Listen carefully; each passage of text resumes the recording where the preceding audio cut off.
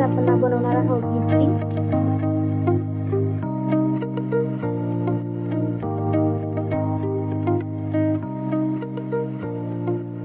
एका पातेल्यामध्ये 3 ग्लास तांदूळ घ्यायचे आहे। तांदूळ चांगलं धुवून घ्यायचे आहे स्वच्छ पाण्याने आणि त्यात पाणी टाकून भिजत ठेवायचे आहे। एका पातेल्यामध्ये 1 ग्लास डाळ घ्यायची आहे उडदाची।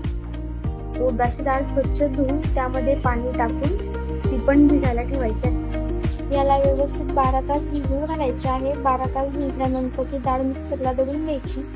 हे डाळ आणि तांदूळ दोघांचं पेस्ट आहे। व यामध्ये आता सोडा टाकून घेऊ, खाण्याचा सोडा आहे हा।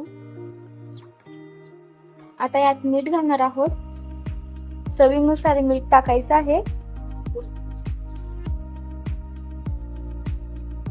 आता याला व्यवस्थित मिक्स करून घ्यायचं आहे।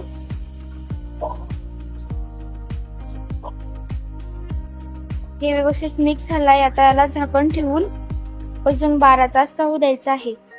12 तासानंतर आपण बघू शकतो पीठ किती फुललं आहे।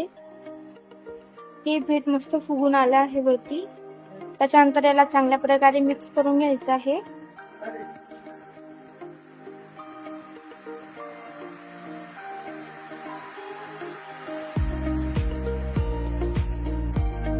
हे इडलीचं भांडं घेतलं आहे। इडलीच्या भांड्यामध्ये थोडंसं पाणी टाकून घ्यायचं आहे।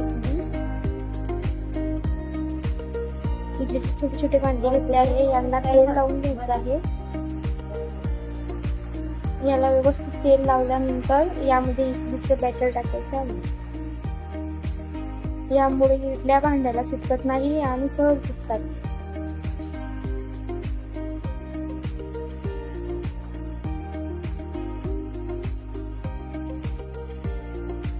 व्यवस्थित असे इडलीचे बॅटर या भांड्यामध्ये टाकून घ्यायचं आहे।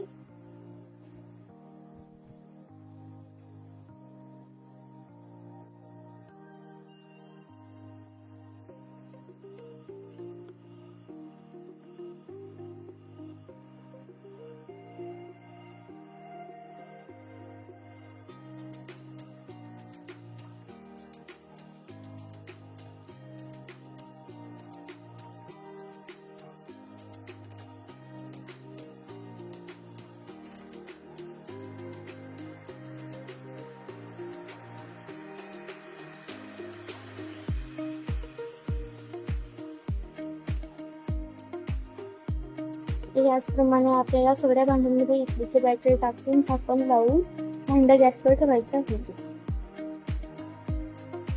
गॅस थोडा फास्टच ठेवायचा आहे।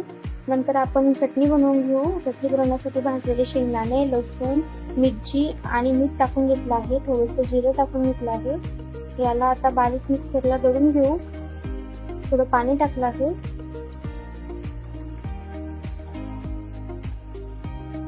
आपली चटणी बनवून बिलकुल तयार आहे।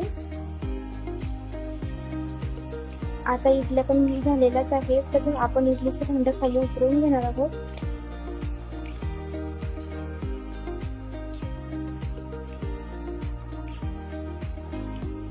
छान अशा इडल्या फुगल्या आहे आणि चांगला दिसत आहे। इडल्यांना बाहेर काढून घेऊ। आपल्या नरम इडल्या बनवून तयार आहे।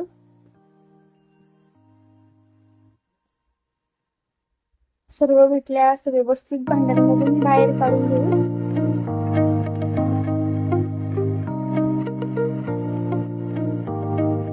आता या गरम गरम इडल्या खाण्यासाठी बिलकुल तयार आहे। आपण बघू शकता की इडल्या किती नरम आणि स्पॉन्जी झाली आहे। ही रेसिपी नक्कीच ट्राय करा।